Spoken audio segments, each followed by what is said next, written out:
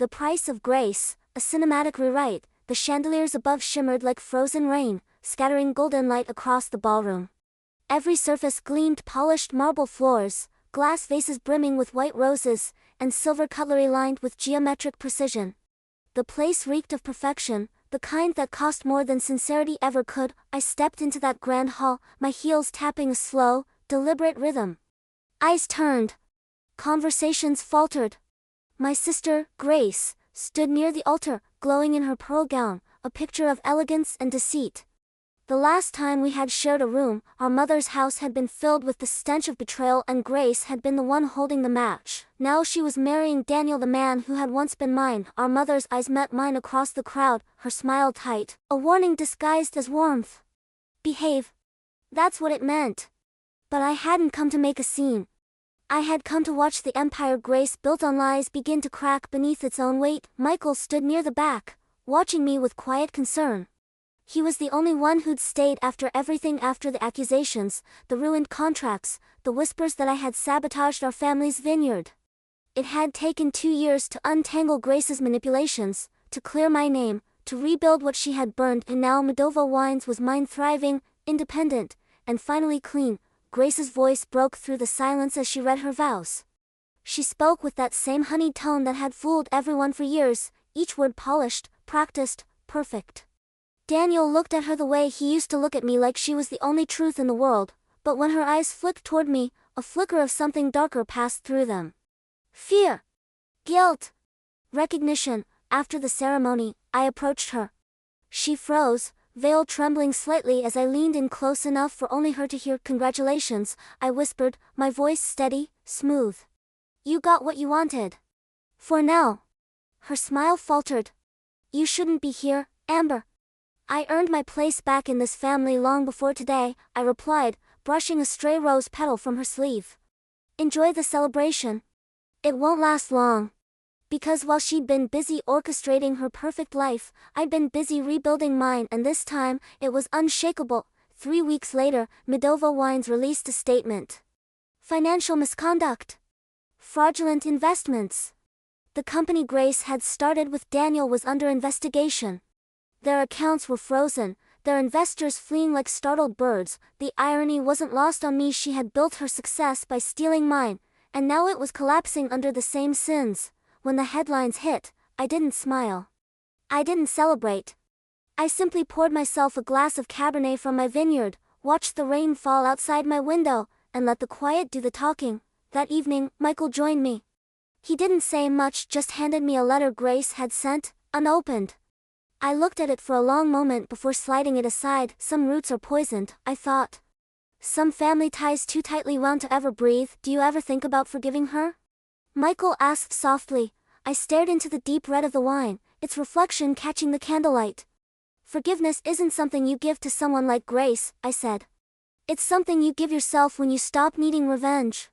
Outside, the vineyard stretched for miles, rows upon rows of vines I had planted with my own hands, nurtured with patience and purpose. Maybe Grace had won the first battle, but I had built the legacy. And as the rain turned to mist and the horizon blushed with the color of dawn, I realized something simple, something final. I was free. Some roots we inherit, others we choose. The chandeliers above shimmered like frozen rain, scattering golden light across the ballroom. Every surface gleamed polished marble floors, glass vases brimming with white roses, and silver cutlery lined with geometric precision. The place reeked of perfection, the kind that cost more than sincerity ever could. I stepped into that grand hall, my heels tapping a slow, deliberate rhythm. Eyes turned. Conversations faltered. My sister, Grace, stood near the altar, glowing in her pearl gown, a picture of elegance and deceit. The last time we had shared a room, our mother's house had been filled with the stench of betrayal, and Grace had been the one holding the match. Now she was marrying Daniel, the man who had once been mine. Our mother's eyes met mine across the crowd, her smile tight, a warning disguised as warmth.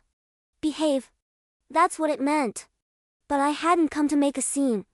I had come to watch the empire Grace built on lies begin to crack beneath its own weight. Michael stood near the back, watching me with quiet concern. He was the only one who'd stayed after everything, after the accusations, the ruined contracts, the whispers that I had sabotaged our family's vineyard. It had taken 2 years to untangle Grace's manipulations, to clear my name, to rebuild what she had burned, and now Moldova Wines was mine, thriving, independent, and finally clean. Grace's voice broke through the silence as she read her vows. She spoke with that same honeyed tone that had fooled everyone for years, each word polished, practiced, perfect. Daniel looked at her the way he used to look at me, like she was the only truth in the world, but when her eyes flicked toward me, a flicker of something darker passed through them. Fear. Guilt. Recognition. After the ceremony, I approached her. She froze, veil trembling slightly as I leaned in close enough for only her to hear. Congratulations, I whispered, my voice steady, smooth. You got what you wanted. For now. Her smile faltered. You shouldn't be here, Amber. I earned my place back in this family long before today, I replied, brushing a stray rose petal from her sleeve. Enjoy the celebration. It won't last long. Because while she'd been busy orchestrating her perfect life, I'd been busy rebuilding mine, and this time, it was unshakable. 3 weeks later, Moldova Wines released a statement. Financial misconduct. Fraudulent investments. The company Grace had started with Daniel was under investigation.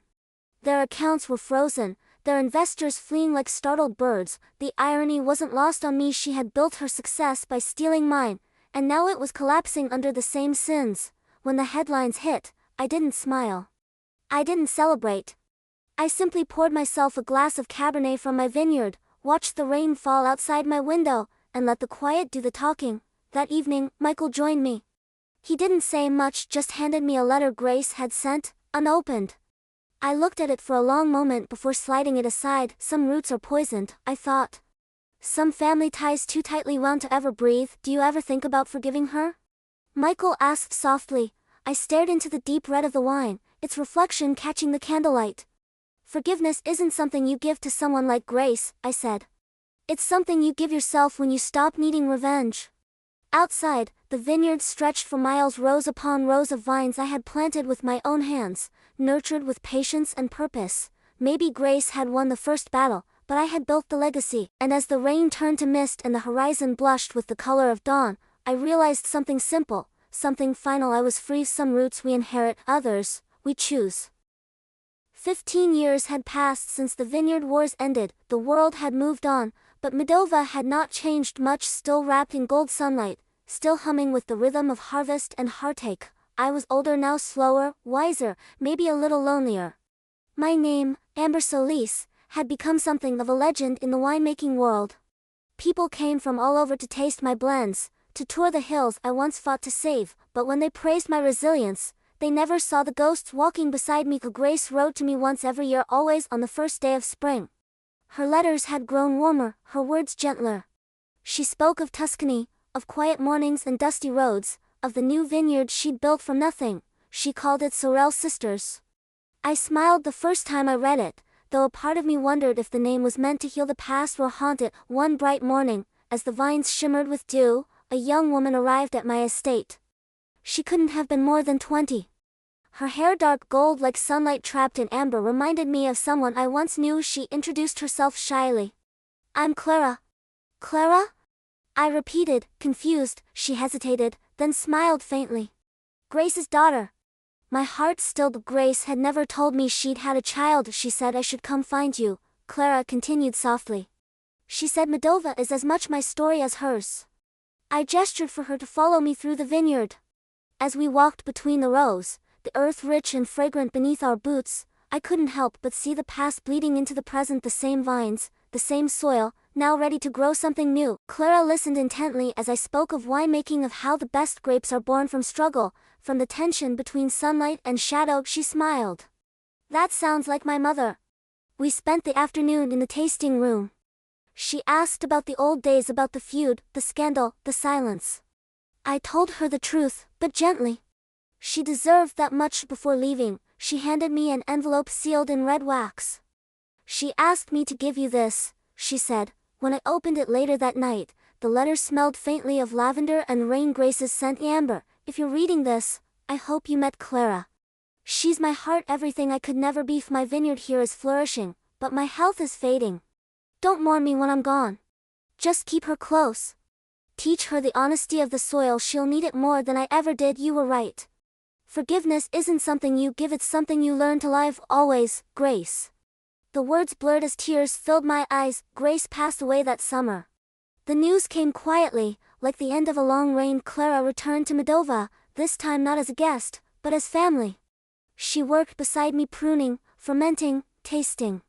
She had her mother's hands, steady and delicate, and my stubbornness. Sometimes, when the sun dipped low and the valley glowed copper, I swore I could feel Grace's presence in the vines, her laughter tangled in the leaves, her regrets fading into the wind. One evening, Clara and I sat beneath the old oak tree at the vineyard's edge, the same place where Grace and I had once fought, cried, and eventually forgiven. Do you ever wish things had been different? Clara asked. I took a deep breath. No, I said finally. Because if they were, we wouldn't be here. She nodded slowly, her eyes glistening with that same quiet fire her mother once carried. Then maybe that's what legacy really means, not what you leave behind, but who you leave standing. Her words lingered long after the stars came out. I looked at the endless rows of vines, the earth that had carried our sins and our salvation, and smiled. Grace's vineyard thrived in Tuscany. Mine flourished here in Moldova. Two roots, once tangled in rivalry, now stretched across continents, separate, yet forever intertwined. Years later, when Clara took over Moldova, she renamed one of our blends. She called it Sorel Solis. On the label, for the sisters who taught the vines how to forgive, and as I stood in the golden light of harvest, I whispered to the wind, some roots never die. They just grow deeper, across time, through love, into legacy. The year Clara turned 28, the vines at Moldova reached a maturity that mirrored her own. Their roots were deep now, their fruits steady and generous, no longer fragile against the seasons. She had learned to read them the way other people read faces, every curl of leaf, every whisper of wine through the rose. Amber had stepped back from the day-to-day running of the estate, content to wander the hills in the evenings and let the next generation take the reins. She called it listening to the soil grow old with me. But Clara could feel something missing. The work filled her hands, not her heart. It was during the annual wine festival that he arrived, a journalist named Elias Rowan, sent from a European trade magazine to write a feature on the women of Moldova. He was older than Clara by a few years, sun-touched, with the kind of quiet curiosity that made people tell him things they hadn't meant to share. He asked about fermentation cycles, soil pH, the origin of the Moldova blend. She answered, but every conversation drifted toward the past, to Grace and Amber, to the two sisters who had turned betrayal into legacy. You speak of them like they're still here, he said one afternoon, notebook forgotten, on his knee. In a way, they are, she replied. Every vine remembers them. Elias smiled, the kind that looked half sad. And what will the vines remember of you? The question lingered long after he left. Over the following months, he kept returning, first for follow-up interviews, then for harvest, then simply because he wanted to. They walked the fields at dawn, traded stories about failure and faith, about how love could grow in places broken open by time. Amber noticed before Clara did. You've let someone into the vines, she said one evening. Clara flushed. He's just interested in the work. Amber laughed softly. So was your mother once. And so was I. The vines don't care whether you call it work or love. They only ask that you be honest. When winter came, Elias asked her to travel with him to Tuscany. There's a vineyard there you should see, he said. Your mother's. Clara hesitated. She had never been. The thought of standing among Grace's vines felt like opening a letter she'd avoided her whole life. But she went. Sorel lay nestled in a valley of soft green hills, its soil darker, richer than she'd imagined. The workers greeted her as though they already knew her. She spoke of you often, one woman said. Said you were the harvest she never lived to see. Clara knelt and touched the earth. It was warm, forgiving. In that moment she understood what her mother had meant in her last letter, that forgiveness, once rooted, blooms in those who come after. Elias watched her quietly. Maybe this is what the vines will remember of you, he said. That you came back. She smiled through tears. Then let them remember love, not loss. They spent the rest of the winter between Tuscany and Moldova, bridging the two vineyards like twin hearts finally beating in rhythm. When spring returned, Clara bottled her first independent blend, a marriage of grapes from both estates. She named it the Bloom. At the launch, Amber stood beside her, proud eyes shining. To Grace, Amber toasted softly, raising her glass. Clara lifted hers in return. And to what she left behind, hope. The crowd applauded, but Clara only heard the wind outside, rustling through the vines, the same eternal sound that had carried the voices of all who'd come before her. For the first time, she didn't feel like she was standing in anyone's shadow. She was part of the light. Spring had settled fully over the valleys, painting the vineyards in a green so vivid it hurt the eyes. Moldova and Sorel now operated as twin empires, connected not by blood but by the unspoken bond of those who had endured. Clara moved between the estates with confidence, her hands steady, her mind sharp, but her heart had begun to feel a quiet tension she couldn't name. Elias had become her constant companion, not only in life but in the business of wine. He was clever, passionate, always asking questions that dug deeper than the soil, that tested the limits of what she thought she could carry. Yet lately, he had grown restless, distracted, consumed by opportunities that required him to travel further, leaving Clara behind. One evening, as the sunset bled amber into the hills, she walked the rows of Moldova alone. The vines whispered in the wind. Every leaf seemed to know her worries. The harvest was approaching, and yet she felt the same unease. Her mother had once carried the pressure to protect a legacy while navigating a world that demanded perfection. She heard footsteps behind her and turned. Elias approached, jacket slung over one shoulder, eyes tired but earnest. "We have an offer," he said, voice low, almost hesitant. "From Bordeaux. They want to partner with us on a new label, global distribution. It's a huge opportunity." Clara studied his face, searching for the catch. "And the price?" she asked. "Control. They want the final say on blends, marketing, even harvest schedules. We'd still oversee day-to-day, but it wouldn't be ours entirely." The vines around them shimmered in the fading light. She ran her fingers along a branch, feeling the tension between growth and restraint. "So, it's either reach more people or keep the soul of what we built intact." Elias hesitated. "I thought you'd be excited." "I am," she admitted, voice low, "but some things aren't meant to be measured in numbers. Some things, like legacy, like love, need freedom to breathe." They stood in silence, the wind carrying the scent of ripening grapes and the memory of everything Grace had fought for. Days passed, and the tension deepened. Elias' trips became longer, the emails more frequent, his presence more absent. Clara threw herself into the harvest, guiding workers, testing grapes, tasting blends, the work grounding her, keeping the heart of Moldova beating even as her own heart felt stretched thin. One evening, she found herself in the tasting room, staring at the labels she had crafted for the bloom and the new vintage. Amber entered quietly, setting a hand on her shoulder. "You're carrying too much," Amber said, her voice firm but gentle. "I've seen it in Grace, and I've seen it in you. You can't do this alone." "I'm not alone," Clara said softly, though the words felt fragile. "I have Elias." Amber raised an eyebrow. "Yes, but does he carry the same weight you do? Or is he chasing his own horizon?" Clara didn't answer. The breaking point came at a wine auction in New York. Elias had promised to be by her side, but when she arrived, he was already in a private meeting with the Bordeaux investors. By the time he found her, Clara had spoken to dozens of potential partners who admired the integrity of Moldova but questioned the practicalities of keeping two estates entirely independent. "I tried to wait for you," she said quietly when he approached. "But opportunity doesn't wait." Elias took her hands. "I never wanted to leave you behind. You know that." "I know," she whispered, the words tasting bitter and sweet. "But sometimes, love isn't enough when the world asks for more than we can give." They stood together, surrounded by the clatter of glasses, the hum of conversation, the weight of ambition pressing down on them. Clara realized in that moment that love and legacy were not always aligned. That choices had costs, even when hearts were full. Returning to Moldova after the auction, Clara walked the vineyards at night. The stars reflected in her eyes as she traced the rows of grapes. She knew what she had to do. Not to lose Elias, but to find a way to hold on to the essence of what she, Amber, and Grace had built. Uncompromised, she made a plan. Strategic, careful, unflinching. A partnership with Bordeaux could happen, but only on her terms.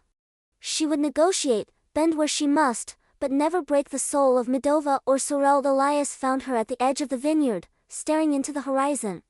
"What are you thinking?" he asked. "That love and legacy," she said quietly, aren't the same thing.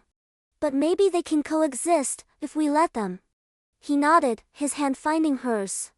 Then we'll make it work. And beneath the stars, with the vines rustling like a soft applause, Clara understood that life like the vineyard demanded patience, courage, and a willingness to bloom even when the shadows were long. The spring sun had barely risen over the rolling hills when Clara noticed the first sign of trouble. A line of dark clouds stretched along the horizon, moving faster than the weather report had predicted. The forecast had promised warmth, gentle rain, nothing to threaten the ripening grapes. She ran her fingers along the leaves, feeling the faint tremor in the vines as though they were whispering a warning. Elias arrived moments later, coffee in hand, but his eyes immediately caught hers. "You feel it too?" he asked. "Yes," she said, tension tightening her chest. "The vines don't lie." By mid-morning, wind gusts rattled the trellises. Workers scurried to tie down loose branches and secure tarps over sensitive plots. Clara moved through them with quiet authority, her voice calm but firm. Yet even as she guided the team, her mind raced. Bordeaux partners were arriving in 2 weeks, the harvest schedule was tight, and a storm of this size could ruin everything. By noon, the sky had darkened into an angry gray. Rain pelted the earth, thick and relentless, turning paths into mud. Clara and Elias stood in the tasting room, watching the vines bend under the storm's fury. "This could destroy the Merlot crop entirely," Elias said, jaw tight. Clara shook her head. "Not if we act." They spent the afternoon outside, working alongside the team despite the cold water soaking through their jackets. Clara's hands were raw, her hair plastered to her face, but she felt alive in a way the boardroom never offered. This was struggle in its purest form, and in struggle, she thrived. Late that evening, after the storm had passed but left the vineyard bruised, Clara reviewed the damage. Sections of the Merlot and Syrah rows were bent or broken. Some fruit had been washed off the vines entirely. Elias placed a hand on her shoulder. "It's bad, but not catastrophic. We can recover." Clara's fingers lingered on the crushed leaves. "The Bordeaux investors, they'll see this as failure. They don't care about survival or recovery. They care about perfection." Elias studied her, then smiled softly. "Maybe they need to learn what it takes to create something worth saving." 2 weeks later, the Bordeaux delegation arrived, impeccably dressed, polished, and confident. Clara met them in the tasting room, presenting the storm's aftermath with calm precision. "We've faced a setback," she began, voice steady. "But we've adapted. Medova and Sorel don't rely on luck. We rely on care, strategy, and resilience." The delegation exchanged glances, murmuring. A senior investor stepped forward. The morning after the storm, Medova breathed differently. The vines glistened with raindrops like scattered jewels, and the soil smelled of renewal and rain-soaked promise. But Clara could feel the tension in the air, heavy and insistent. The Bordeaux delegation had left impressed, but their admiration came with an unspoken expectation: growth, expansion, and above all, profit. Clara had seen the gleam in their eyes, and she knew that they valued efficiency over the delicate art of Medova's care. Her phone buzzed. An email from one of the senior investors sat in her inbox, subject line stark, urgent, expansion proposal. Elias stood beside her as she read it aloud, voice steady but quiet. "They want to double the vineyard output by next harvest. Mechanized harvesting. Less hands-on care. Less au sol." Clara pressed her fingers to her temples. "They don't understand the vines. They think control is enough to create excellence. But excellence requires attention, patience, intuition." Elias took her hand. "Then we tell them no." She looked at him, torn. Saying no meant risking the partnership. Saying yes meant compromising the essence of everything she'd built. Days passed in a blur of meetings, tastings, and strategy sessions. Clara walked the vineyard alone at dawn, listening to the wind whispering through the leaves, grounding herself in the rhythm of life that no spreadsheet could replicate. It was then she noticed a subtle but insidious problem.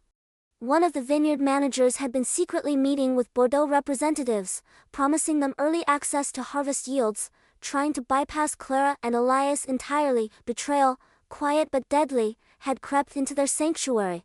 That evening, she confronted the manager in the dim light of the cellar, the smell of oak barrels heavy around them. "You think you can sell Medova's soul for a bonus?" Clara asked, voice cold, measured. "I'm just trying to secure the company's future," he replied, avoiding her eyes. The future? She echoed, taking a step closer. The future is here. In the hands that tend these vines, the people who care for them every day. Not in the greed of outsiders who don't know what it means to nurture life. He swallowed, but no words came. Clara let the silence fill the space.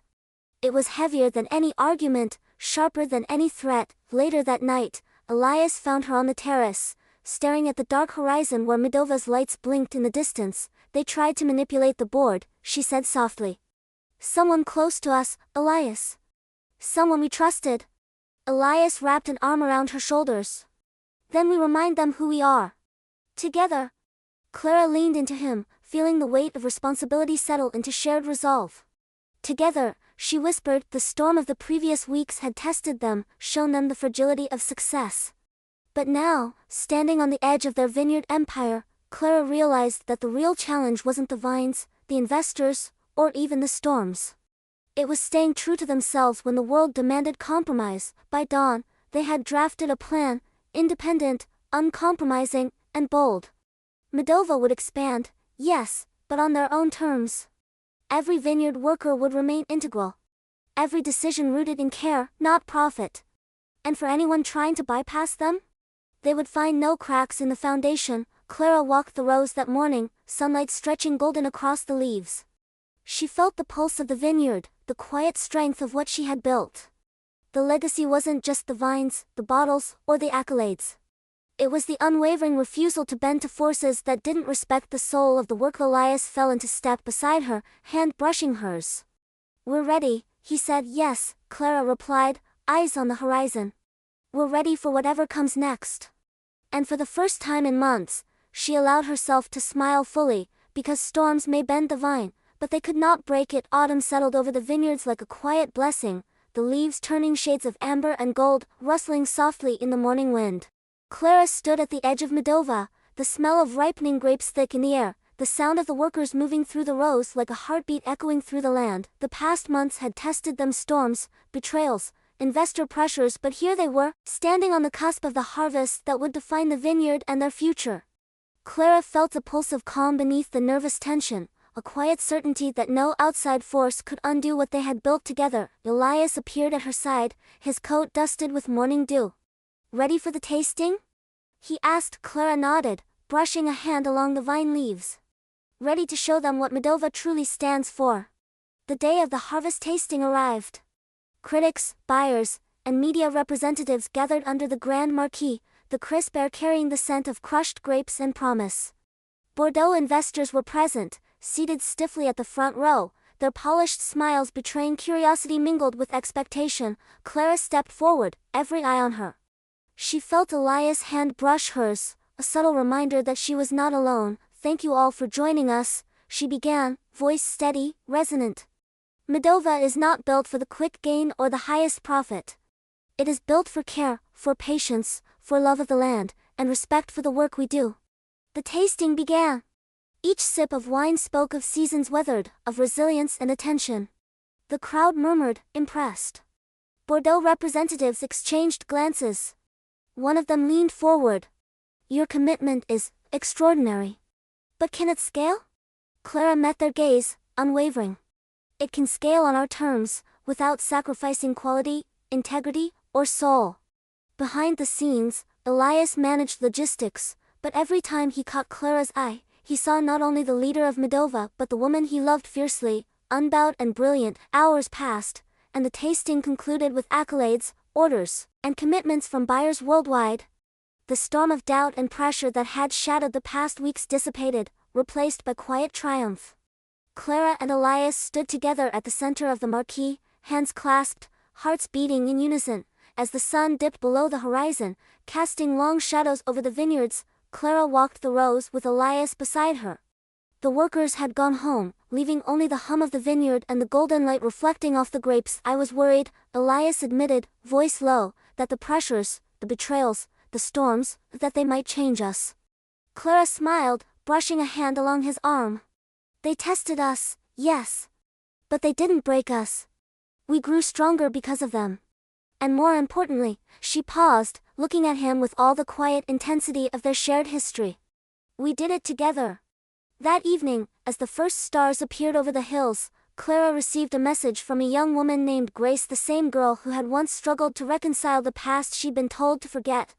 The note was simple. Thank you. I finally understand what it means to build your own life. And to stand in truth. Clara allowed herself a quiet smile, placing the phone down. Some legacies weren't about blood or fortune, they were about courage, integrity, and the choice to rise above the shadows of others. Weeks later, the final shipment of the harvest left Moldova for international markets. Clara watched the trucks roll out, each one a symbol of hard-won triumph. Beside her, Elias held Leo on his shoulders. Look, Mom! Leo exclaimed, pointing at the crates. All our grapes are going to people who'll drink them and enjoy them. Clara laughed softly, her heart full. Yes, buddy. And every bottle carries a little bit of the work, the love, and the truth we put into it. Elias kissed her forehead. We did it, Clara. We really did it. Clara looked over the vineyard, the sun settling into twilight, and felt a weight lift from her shoulders. Moldova and Sorel would endure, not because of luck or inheritance, but because of unwavering courage, relentless work, and love that refused to bow to fear or compromise. Some legacies are written in stone. Others are written in soil, sweat, and the heart, and this one, theirs, would bloom for generations. End of story. The price of grace.